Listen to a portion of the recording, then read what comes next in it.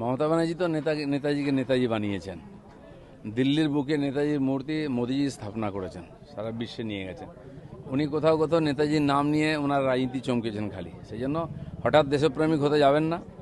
যখন dozen dozen লোককে হত্যা করা হয়েছিল কারো বাড়িতে উনি যাননি, আজ হঠাৎ কারো বাড়িতে গিয়ে সমবেদনা দেখাচ্ছেন, লোকে হজম করতে পারছে না এটা। তো সেই জন্য করুন উনি, ঠিক আছে। তো চোর শুনতে হবে, এটা তো ঠিকই ছিল, পুরো পার্টিটাই চোর, আর ওনার নেতৃত্বেই চোরেরা বেড়েছে। তো কেউ যদি চোর স্লোগান দেয় তাহলে অসুবিধা, জয় শ্রীরাম বললে উনি জেলে ভরে দিতেন। আর চোর শুনতে কিরম লাগছে? প্রাক্তন এমএলএ এমপিরাই তো জেলে গেছেন, বর্তমানটা থোড়ি না যাচ্ছে। আর এরা সব ওনার অনুপ্রেরণায় কাজ করেছে। কেউ যদি বলে থাকে শুনে নিন, একটু সহ্য করার ক্ষমতা বাড়ান। চোর কে? চোরেদের রানী উনি, এটা তো সবাই জানে। আমি বলিনি, এটা কুণাল ঘোষ বলেছে। তা আর যদি পাবলিক সেটা বলে তো খারাপ কি আছে? দেখুন, পশ্চিমবাংলায় এত কোটি টাকার মালিক আগে আমরা শুনিনি। 100 কোটি 200 কোটি বাঙালি কোনোদিন শোনেনি। হ্যাঁ, আমরা জানতাম বড় বড় বিজনেস পার্টি আছে, মারোয়াড়ি আছে, তারা কোটি কোটি টাকার মালিক, তারা কলকারখানার মালিক। জানি বাঙালি কিছু না করেই কোটি কোটি টাকার মালিক, এই চমৎকারটা মমতা ব্যানার্জি করিয়েছেন। তার পার্টির বেশিরভাগ নেতাই এখন 600 কোটি টাকার মালিক।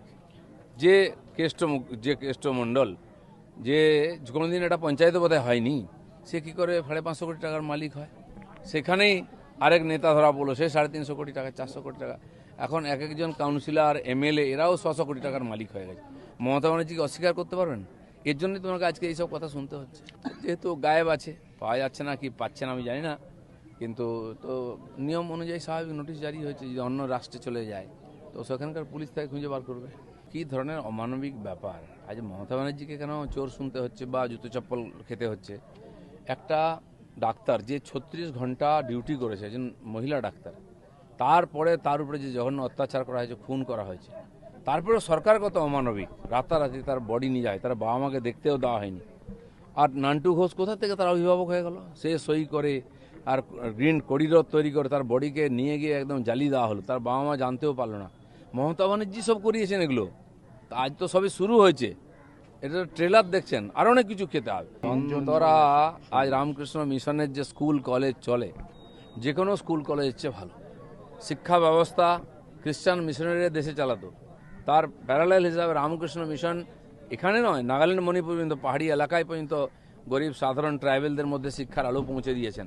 সেখানে শিক্ষা এবং তার যারা প্রিন্সিপাল আছেন তারা এমনি খালি সাধু নয়, তারা সাধুর বেশে একজন তপস্বী, এবং তারা হচ্ছেন শিক্ষার বিশেষভাবে শিক্ষাব্রতী। সেই সব লোককে নিয়ে আসা উচিত, যারা কোনো দলে নয়, যারা কোনো দুর্নীতিতে নন, সবাইকে সমান দেখেন, তপস্বী। সেই সব লোক যখন সামনে আসবে ভারতের উদ্ধার হবে।